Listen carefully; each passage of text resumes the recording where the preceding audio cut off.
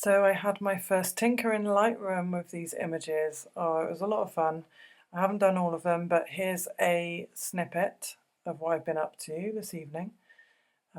Just playing with some cropping and just simply, mostly just putting things in black and white because I love black and white.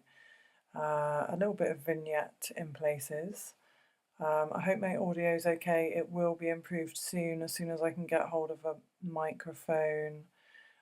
There's a list of stuff, guys, to upgrade and level up this channel, but it's happening slowly, I know. So please bear with me if the audio is not amazing.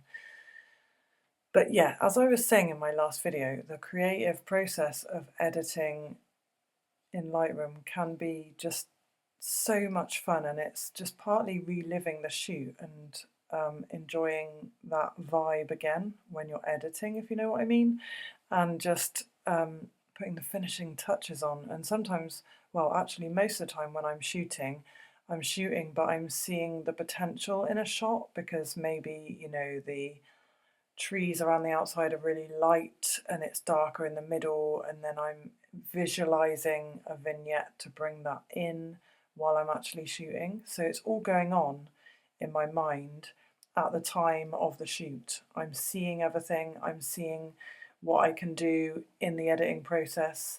And of course, I'm trying to limit the amount of work that I have to do in the editing process afterwards. And this is where attention to detail really comes in. So removing distractions, you know, maybe twigs hanging down, whatever it is that could be a distraction.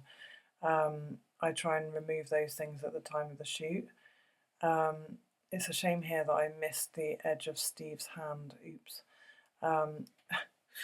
Some shots you just grab them, you see a look in somebody's eye and you're not quite set up or you're not quite in the right position, but you've just grabbed the shot, and then afterwards there's something there that can't really be fixed, and it's always a bit of a shame. But I want to talk about the shallow depth of field that I love to use, and you guys know that I love shallow depth of field, and you know, in doing so, you often you sacrifice something for this creative the creative aspect of shallow depth of field. You know, you have to be really selective. This is why I turned Steve on the side like this, so that I got the flute and his face in focus for some of the shots. But in some of the shots I had to accept that I was going to lose the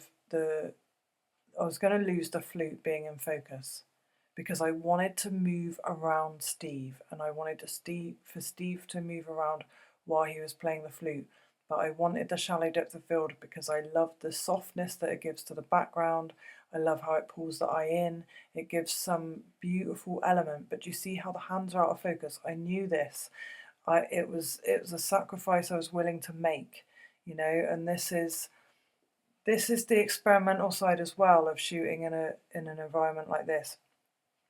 And if you've got the experience to know at the time how much you're going to lose, you can work quickly, move people around. As I say, I turned Steve round because I knew then that I would get his face and the flute in focus in some of them if both were parallel with my lens.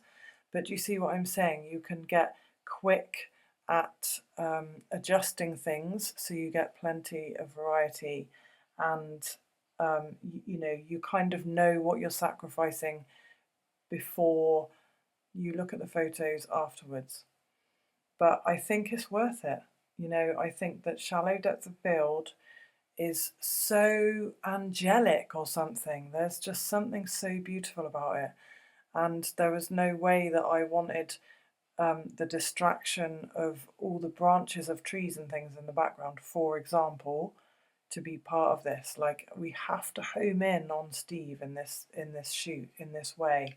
And so I was shooting at times at f1.7. I think I did creep down to 1.4 at one point, but I wasn't there for long because I was aware of losing too much. So I've tended to, I've tended to stick with f1.7 really, and f1.7, f2 and upwards these days. Yeah, it feels like I'm getting a bit more sensible or something. But I love these shots in the woods. I did put a vignette on some of them, but then I pulled in the shadows of Steve's top just to balance out the vignette, if that makes sense. So I made the top a little bit darker so it didn't look out of place with the vignette. But these are really special. This is God's lighting, you know. It's absolutely amazing. And a privilege, really, to be in this situation with such beautiful lighting out in the woods and out in nature, and just feeling all the elements of being out in nature. So you're seeing a lot of Steve because he doesn't just play the harp, he plays the flute and the synths as well. So he wants these images for his Bandcamp page. So there's 3 shoots to be done, and this is the second one. You've seen the one of Steve playing the harp. I will continue to edit this shoot very soon. I'm really enjoying it. And then at some point we'll be shooting Steve on his synths as well. So stick around for that, it's going to be loads of fun. As you can see, he's a real natural, he doesn't look awkward. He looks very relaxed the way he's standing with his hand in his pocket. And some people have just got that natural, it's just natural to them. You know, how they stand naturally is very relaxed, and you know, it doesn't look overly posed, it just looks perfectly natural and cool. So great fun this shoot, can't wait to do more. Stick around guys, it's getting good.